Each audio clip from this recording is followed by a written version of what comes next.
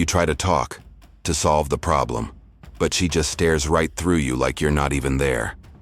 There's no yelling, no fighting, just a heavy, suffocating silence where a logical conversation should be. That cold, calculated silence isn't just someone being quiet. It's a weapon. It's a punishing tactic designed to control you, to put you in your place, and to make you feel completely powerless. If you've ever felt your confidence and your sanity getting chipped away in the face of that silence, you're not imagining it. It's a very real form of emotional abuse, and it has serious psychological consequences. Today we're going to break down exactly how the silent treatment is used as a weapon, and most importantly, what you can do to protect yourself. What the silent treatment really is. First, we need to draw a hard line between the silent treatment and just needing space. They are not the same thing. Needing space can be healthy. It's when you recognize you're too heated for a productive conversation, and you actually communicate that. It sounds like, "I'm too angry to talk about this right now. I need an hour to cool down." See the difference? There's communication and a clear intent to come back and solve the problem. That's a sign of respect for yourself and the relationship. The silent treatment is the opposite. It's not about finding a resolution. It's about punishment and control. This isn't someone who's just overwhelmed or bad at communicating. This is a deliberate refusal to engage with you. It's ignoring your texts, avoiding eye contact, and acting like you're invisible. This is passive aggression at its loudest. When someone gives you the silent treatment, they're not taking a timeout to cool off. They're putting you in a timeout to punish you. They cut off all communication, sometimes for hours, days, or even longer, with no explanation and no end in sight.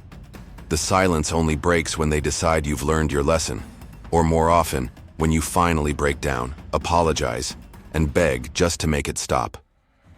This creates a toxic power dynamic where one person holds all the cards, and you're left feeling anxious, confused, and desperate. It's a manipulative power play meant to make you feel worthless and small, and that's exactly why it's a form of emotional abuse. So let's get into it. Here are 5 devastating ways the silent treatment is actively destroying your well-being. Understanding the strategy is the first step to taking your power back. 5 devastating ways the silent treatment is destroying you. Number 1. It triggers a pain response in your brain. Let's start with the science, because the pain you're feeling isn't just in your head. It's a real biological response. Research shows that social exclusion and being ostracized activate the dorsal anterior cingulate cortex. This is the part of your brain that lights up when you feel the pain of a physical injury. Your brain literally processes the social rejection from a loved one using the same pathways as physical pain. So when their silence feels like a punch to the gut, that's because, neurologically, it is. Pain is pain. We are hardwired for connection. From an evolutionary standpoint, being part of the tribe, the unit, was essential for survival. Banishment was a death sentence. So when you're given the silent treatment, your brain perceives this exclusion as a legitimate threat. The person using this tactic might call you too sensitive or dramatic, but your body is screaming that it's under attack. This isn't an overreaction. It's a primal response to being treated like you don't exist. This deep, visceral hurt is why the silent treatment is so damaging. They might think they're taking the high road by not yelling, but they're inflicting a unique kind of pain that is deep, piercing, and very real. Number 2. It systematically erases your self-worth. The silent treatment sends a brutal message. You are not worthy of my response. You don't matter. Hear that message enough times, and it's almost impossible not to start believing it. Over time, being repeatedly ignored grinds down your self-esteem until there's almost nothing left. When someone you care about refuses to acknowledge you, your problem-solving mind scrambles for a reason. You're left alone in a void, and you desperately try to fill it with answers. Your inner monologue becomes a torture chamber. What did I do wrong? Was it something I said? Am I not good enough? Am I just unlovable? You start blaming yourself because the person punishing you refuses to give you an explanation. You become your own accuser, judge, and jury, and the verdict is always guilty. This self-blame is one of the most destructive parts of the silent treatment. The abuser takes zero accountability. In fact, their silence forces you to take all of it. They punish you, and then they manipulate you into believing you earned it.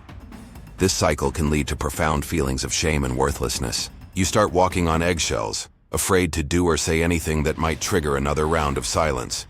You start to hide your opinions and your needs, hoping that if you make yourself smaller, you won't be a target. This isn't just a side effect, it's the goal. The silence is meant to diminish you until you feel you need their approval just to feel whole again. Number 3. It's a form of gaslighting that makes you question your sanity. Gaslighting is a mind game where an abuser makes you doubt your own perception of reality. The silent treatment is a masterclass in this. Here's the play. They initiate the prolonged punishing silence. You feel the tension, the coldness, the rejection. You know something is seriously wrong. But when you try to call it out, you're met with complete denial. You might ask, "Is something wrong? You haven't said a word to me all night." The classic gaslighting response is, "I have no idea what you're talking about. I'm fine. You're just making things up." Or worse, they flip it on you. "Why do you always need to start drama? You're blowing this out of proportion." And just like that, the problem isn't their behavior. It's your reaction to their behavior. You're made to feel crazy for simply noticing you're being ignored. You start to doubt your own judgment. Maybe I am overreacting. Maybe it's not a big deal, and I'm just creating problems. This is incredibly disorienting and can make you feel like you're losing your grip. Your own sanity becomes the battlefield. Over time, this can lead to constant self-doubt, where you second-guess your every feeling and instinct. You lose trust in your own mind. When they finally decide to talk to you again, you're so grateful for the attention that you accept their version of reality and blame yourself for being too sensitive. This is how they maintain control, by convincing you that you can't trust your own gut. Number 4. It traps you in a cycle of anxiety and unresolved conflict. Healthy relationships require communication to solve problems. You talk it out, you compromise, you find a resolution. The silent treatment makes resolution impossible. It's a brick wall in the middle of a conflict. By refusing to engage, the person using silence guarantees that the original issue can never be solved. This leaves you trapped in a constant state of anxiety. You're stuck in the middle of a fight with no way out. Your mind is always on high alert, trying to figure out what you did wrong and what you have to do to make the silence end. You're essentially held hostage by their mood. This often follows a toxic pattern called the demand-withdrawal cycle. One partner, the demander, is trying to address a problem, while the other, the withdrawer, shuts down completely. The more you push for any kind of communication, the more they pull away. The unspoken message is a form of emotional blackmail. "I will continue to withhold my affection and presence until you cave." This forces you to eventually break, apologizing for things you didn't do, or giving in on important issues just to restore a false peace. But that isn't real resolution, it's surrender. The root problem never gets fixed. It just gets buried under another layer of resentment and anxiety, which is toxic for your mental health and the relationship itself. Number 5. It isolates you and destroys trust. At its core, the silent treatment is an act of disconnection. It's someone deliberately cutting an emotional bond to punish you. When this becomes a pattern, it doesn't just damage communication, it destroys the trust and connection a healthy relationship is built on. A real connection is built on knowing you can be straight with your partner and still be respected. The silent treatment teaches you the exact opposite, that being honest about your feelings will be met with abandonment. This makes it impossible to feel secure. If this all sounds painfully familiar, and you felt that sting of being made to feel invisible, know that your reaction is valid. You are not alone, and you're not crazy for feeling the way you do. So many guys go through this, blaming themselves the whole time. If this video is hitting home, take a second to subscribe and hit the notification bell. It helps the channel reach more guys who need to hear this. And just as importantly, share your experience in the comments. Seeing that other men have gone through the same thing is a powerful way to break the isolation this kind of abuse creates. The solution: how to reclaim your power and protect your sanity. So you recognize this pattern is happening to you. What now? It feels like you have no power, but you absolutely do.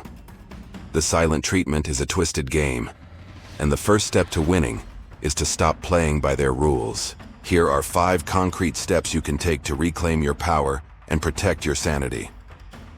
Step 1. Stop playing the game. The silent treatment only works if you participate.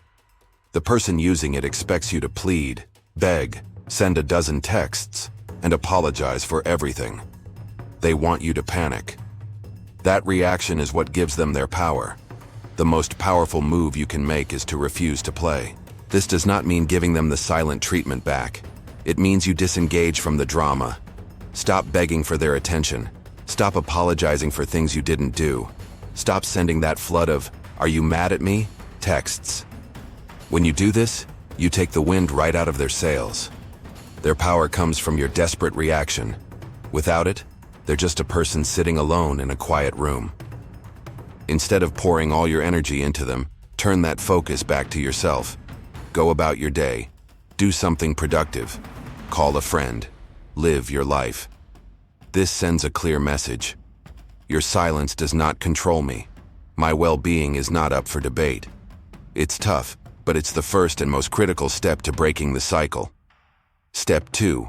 Name the behavior calmly and directly. While you should stop begging, it's important to label the tactic for what it is. This isn't about picking a fight. It's about dragging the manipulation into the light. When things are calm, use clear I statements to explain what you're observing and how it affects you. For example, "I've noticed that you've stopped speaking to me, and it makes it impossible to solve anything."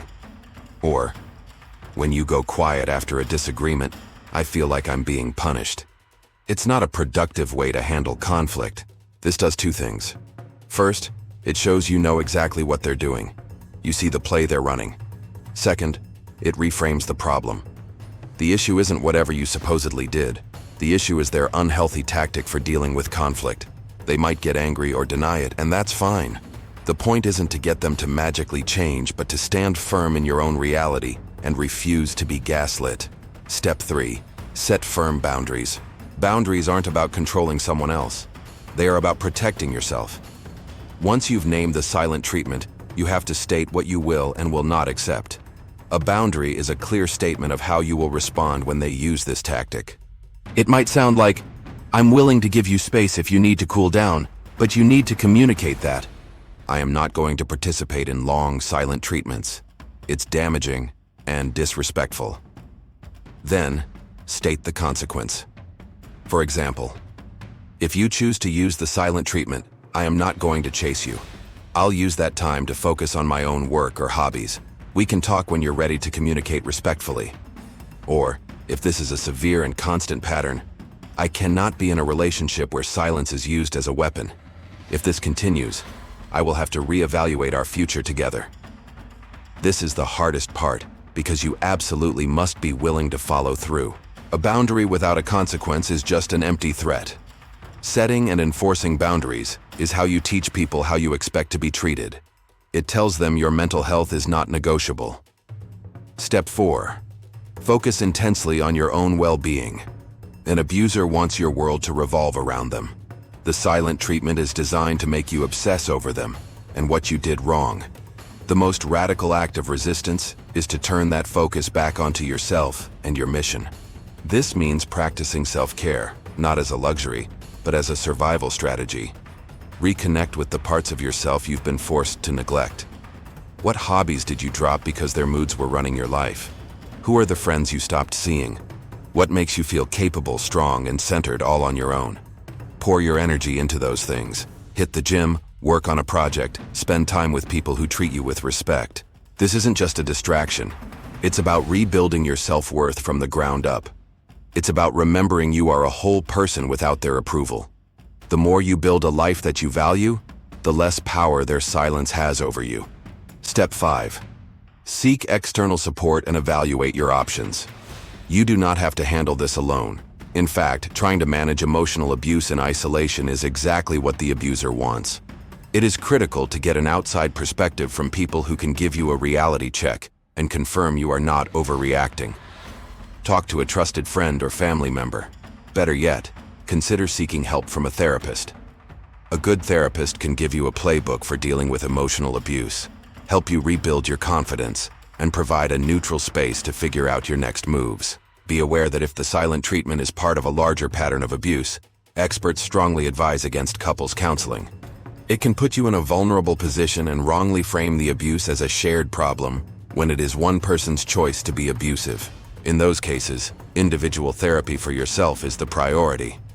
Finally, you have to be willing to honestly assess the relationship. If this is a deep-seated pattern and the person refuses to acknowledge it or change, you have to ask yourself, am I willing to live like this for the next 5, 10, 20 years? You deserve to be in a relationship where you are treated with dignity. Sometimes the most powerful move you can make to protect yourself is to walk away. The silent treatment isn't a simple disagreement. When used to punish and control, it's a cruel, manipulative weapon. It causes real pain, destroys your self-respect, twists your reality, and makes any real trust impossible. But understanding the tactic is your first step to freedom. You can take your power back by refusing to play the game, calling out the manipulation, setting boundaries, and investing fiercely in your own life. Your feelings are valid. The pain is real. You deserve to be heard, to be respected, and to be in a relationship that builds you up, not one that tears you down with a wall of silence. Your voice has value. Don't ever let someone's silence make you forget that. Thank you for watching. If this video helped you, give it a thumbs up and share it with anyone else who needs to hear it. Don't forget to subscribe for more content on building strong relationships and protecting your mental health. Remember, you are worthy of being seen and heard.